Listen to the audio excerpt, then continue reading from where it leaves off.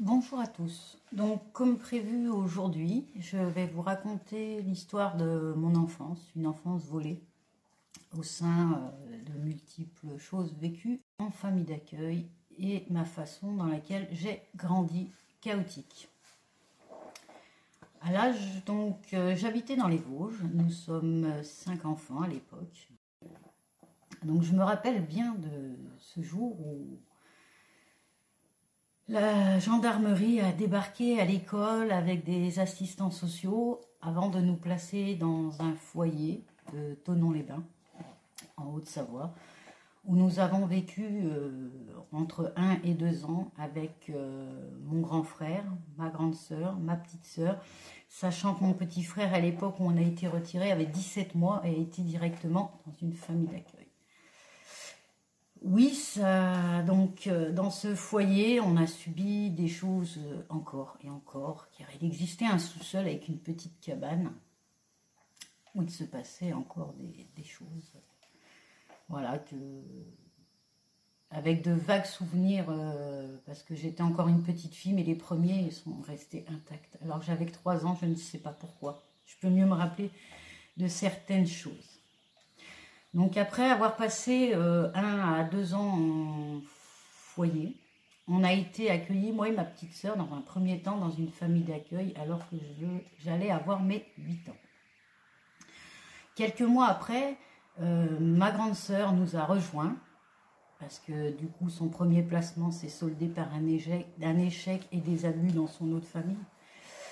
Et dès mes 8 ans, j'ai vécu dès le départ, donc quelques mois après mon placement, les incestes ont commencé de la part d'un fils de la famille d'accueil. Donc voilà, j'avais 8 ans, ma petite sœur en avait 7, ma grande sœur en avait 9, car on se suit tous d'une année. Donc la première fois où ce garçon, cet homme, dans ma famille d'accueil, je ne donnerai pas les noms, parce que ça a quand même passé en justice en 2005, j'ai osé porter plainte tardivement, car il faut du temps, ça demande beaucoup d'énergie, ça demande surtout un courage. Donc la toute première fois que ce garçon m'a violée, j'avais 8 ans, sachant que lui en avait 5 de plus, et que les parents ne voyaient jamais rien. Voilà, on a été violés avec mes sœurs de mes 8 ans jusqu'à mes 13 ans. Dans un silence, j'étais une petite fille violente. En famille d'accueil, on a subi les pires choses entre le fils qui nous violait, le grand qui m'avait attouché plusieurs fois. On a été victime de ces pervers encore. De plus, la famille d'accueil qui ne nous traitait pas comme des enfants, on était des ouvriers. On était ses ouvriers. On faisait les corvées, le jardin, pendant que ses enfants, à elle, sachant qu'elle avait 2 garçons et une fille, faisaient ce qu'ils voulaient. Nous, les 3 sœurs, moi, je me considère encore aujourd'hui comme une esclave. Une esclave, tout simplement, qu'elle nous ait, je vous donnais un exemple tout bête, ramassé des haricots dans le jardin. Vous aviez le malheur d'oublier un haricot dans le jardin, on avait le droit à un verbe à tous les temps, jusqu'à temps que nous fassions juste avec mes sœurs, ou les tables de multiplication. Ça peut vous paraître rien du tout, mais vous venez pardon, un peu compliqué par moment, vous vivez des vices, et en plus, on vous punit, vous vous sentez coupable de ce qui vous arrive. À l'époque, j'étais une petite fille violente. Violente à l'école, violente envers moi-même, violente envers mes sœurs et à tous ceux qui m'approchaient. L'homme me faisait peur, m'insécurisait. Ma famille d'accueil m'a fait suivre par un psychologue. Pas de chance, elle a choisi un homme où j'étais complètement rétractée à chaque séance. Mais ça a duré quand même 2 ans. 2 ans où on m'a envoyé vers un psychologue, un homme, avec tous les traumatismes que je subissais encore à l'époque. Comment organiser une vie d'enfant et d'adulte? On nous a volé notre enfance.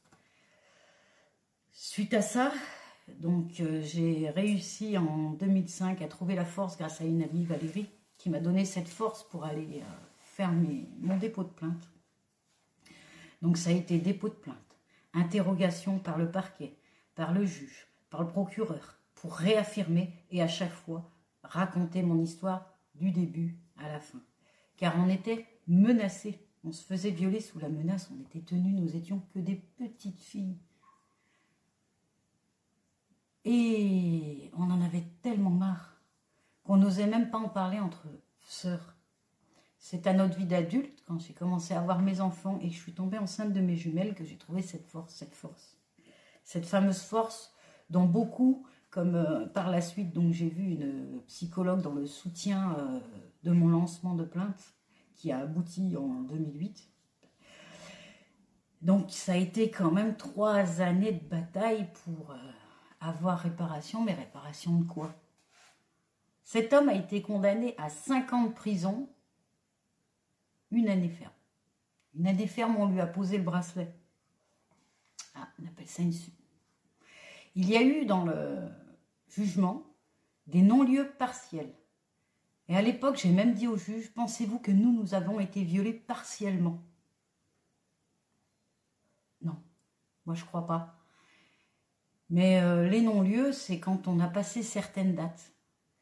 Mais je ne sais pas si les juges, même encore à l'heure d'aujourd'hui, ils se posent la question de ce courage qu'il faut quand même pour ouvrir sa bouche et aller raconter tout ce qu'on a vécu et le re-raconter. Parce qu'on n'est pas interrogé qu'une fois, ça demande énormément d'efforts, de bataille, ça a été des pleurs.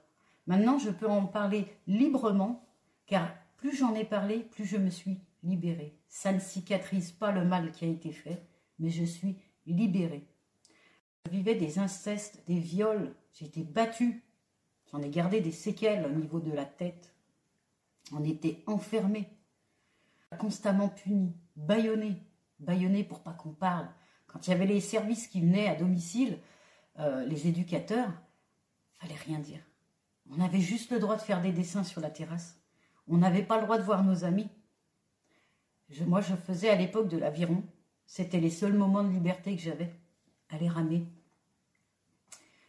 Une vie d'enfant, je ne sais toujours pas à l'heure d'aujourd'hui ce que c'est, sauf l'amour que j'ai donné au mien.